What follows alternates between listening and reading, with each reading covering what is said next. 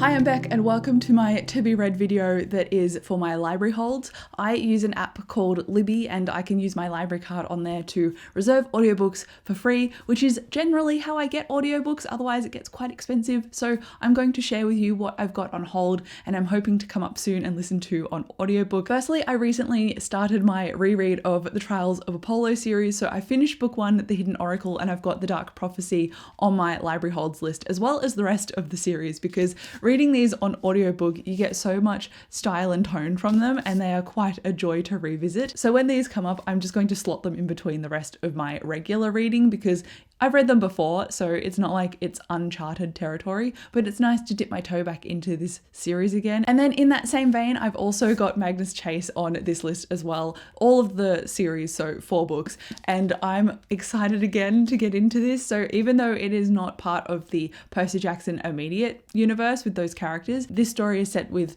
Norse mythology rather than Greek or Roman mythology, and it follows obviously Magnus, who is completely removed from the Percy Jackson characters, but I really like the little nods and asides to the Percy Jackson universe. At the beginning of this book, Magnus dies and it begins his story of joining almost the demigods of Asgard and fighting against, I don't know, the threats in this book. I can't say too much about it because I haven't read it very recently. Just know that it's in a similar tone and vibe to the Percy Jackson universe as it stands. And I've got a nonfiction audiobook called How to Keep House While Drowning, and this book is only 3 hours long, so I can do it in basically one sitting at double speed, but I believe it just chronicles everyday life and how everyone feels like they are drowning when they've got all of this other stuff to do alongside living their life. I figured it was quite topical given that that's how we feel every day, so that's why I put it on hold. Hopefully I like it because it's pretty short, so it shouldn't take me too long. And then I think I'm probably the only person on the planet who hasn't read this book, so I put on hold To Kill a Mockingbird by Harper Lee because even though it's a classic, I've had people talk to me about how good it is, and I don't really read classics, so I'm quite nervous about it. I'm worried that I won't like the style of it, but I figured I should try it and give it a go anyway, so I bit the bullet and put To Kill a Mockingbird on my to be read pile. Hopefully I don't regret it because it's not really usually what I reach for. Then I've got a young adult male romance on my list. It's a fantasy romance and it is Keeper of the Stones and Stars, and I don't think it's out yet, so that's why the hold looks a little weird. But it's about this guy who is living his best life, he's doing well at his studies, but then he gets this opportunity of a lifetime when a particular guidance counselor tells him that he can go on the trip of a lifetime. It says that Reed, the main character, is the first of 5 stone bearers to be chosen by magical gems and granted their powers. Basically all he has to do is unite all 5 and lead them to seal a portal that will release an onslaught of uncontrollable, chaotic magical energies and destroy the world as we know it. So it's got a character who goes on a quest and has a found family aspect to this group of 5, which is usually up my alley, but sometimes I don't always get along with a young adult story depending on the maturity of the characters. I find that sometimes they can just be a little bit too frustrating to me, so I hope this hits the right tone. Then I've got Divine Rivals, and this has been on and off my to be read pile for a little bit because the library hold has been months long, so I don't actually know when it's going to come up, but this one is an enemies to lovers young adult fantasy as well, and that's really all I know about it. And when it comes to stuff like this, I've seen it hyped and talked about in other people's videos and everything, and I've wanted to try it, but I haven't been confident that I would like it, and so that is to me a perfect library hold because if I don't like it, it's really easy to just hit return and then let the next person enjoy it, whereas if I bought it, I'd spent money on it. So it is a good way for me to try something without fully committing to it, which is why I'm a fan of the library. Then I've got a nonfiction on here called Cultish, and cults in general both intrigue and terrify me, and so when it comes to looking at media for cults, this one came up pretty quickly, and it looks at how cult groups and social media gurus use language to form the ultimate form of power. It sounds fascinating to me, and as someone who reads a lot of books and engages with a lot of language, I thought this would be a really topical one to look at eventually when it comes up as available. I find that it's easier for me to borrow nonfiction books from my library because it's a category that I don't usually reach into, and if I do, it's with a bit of trepidation because I don't know exactly what nonfiction I like because I'm only just beginning entertaining in that category. So if I can find something through my library that I end up liking, then that is a win for me. And it means also that I haven't spent money. Are you getting a theme here? I don't want to go out and do a book haul and then realize that I've wasted my money on the things that I'm not actually going to enjoy. I want to spend my hard-earned money on stuff that I know I like. Then I've seen this cozy fantasy book floating around, and it's called The Spell Shop. And when I was looking at this book, it said it is for fans of TJ Klune and also Travis Baldree. And I've loved Legends and Lattes, and I love Wolf Song by TJ Klune and Travis Baldree. So I'm looking forward to trying this one out. It says it's a cozy fantasy full of stolen spell books, unexpected friendships, sweet jams, and even sweeter romance. And I'm just looking forward to that sweet, cozy nature of a story, but I don't know how I'm going to get along with it, because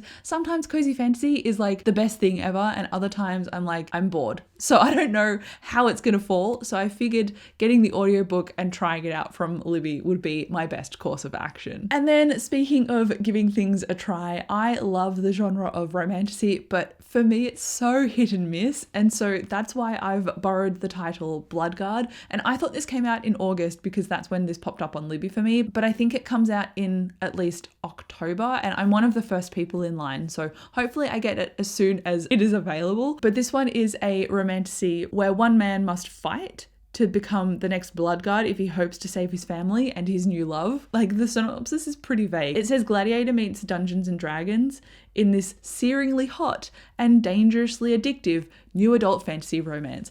Every romantasy is marketed in a pretty much similar style, so I don't want to read too much into that synopsis. I'll see how I go when the book actually comes out, and I've tried the first couple of chapters. Then we pivot straight back into nonfiction, if you're sensing a theme, and that is The Money Diaries by Victoria Devine. She has written She's on the Money and She's on the Money Investments, so they don't really necessarily cover too much in-depth detail about how to approach investments, but it's more of a quick sit down, have a coffee, listen to an audiobook, and it's a bit of a chatty book about just finances and saving and being a bit strategic. It doesn't really necessarily offer any specific advice or any specific way that I find is easy to sit down and track everything. It's kind of general, which is a little bit annoying, but I also understand that. So it's working as a motivator to try and get me off my butt to understand what shares are and just understand finances in general, even though it's not necessarily giving me all the information itself. So it's a motivator, which is, not nothing at least. And speaking of giving books a try, I've got Rebel Rising by Rebel Wilson. This is her memoir, and I don't know anything more about it than that, to be honest. I just had a vague interest in it, so I thought, I'll check to see if it's on Libby, and it was, so I popped it on hold.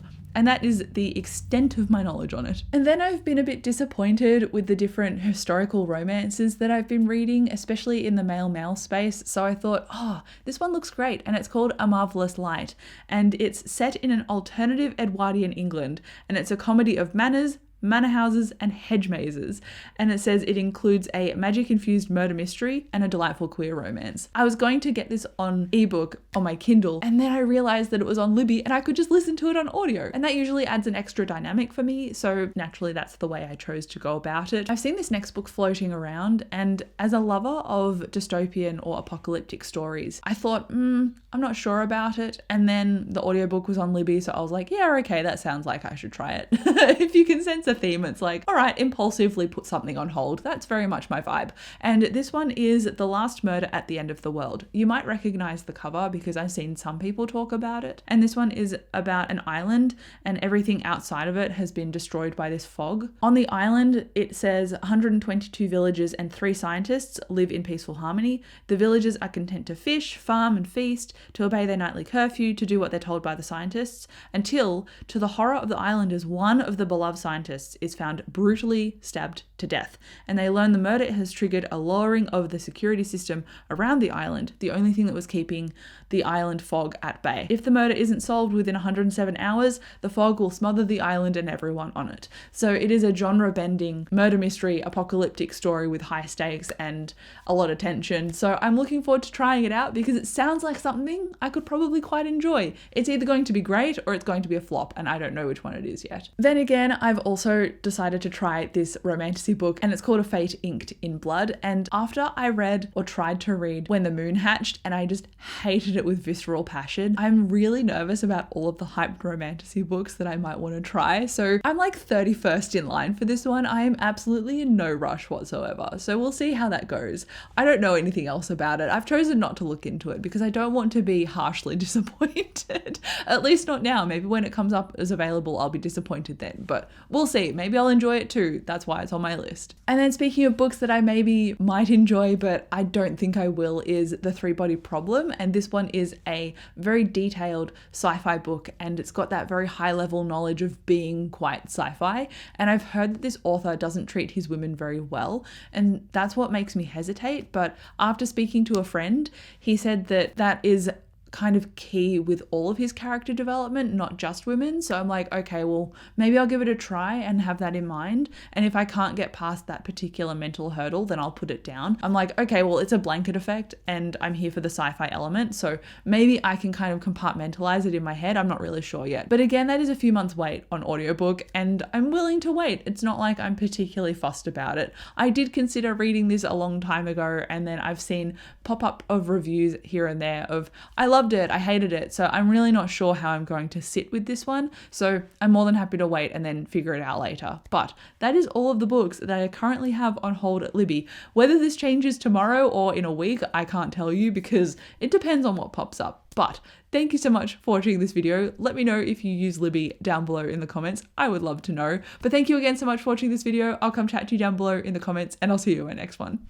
Bye.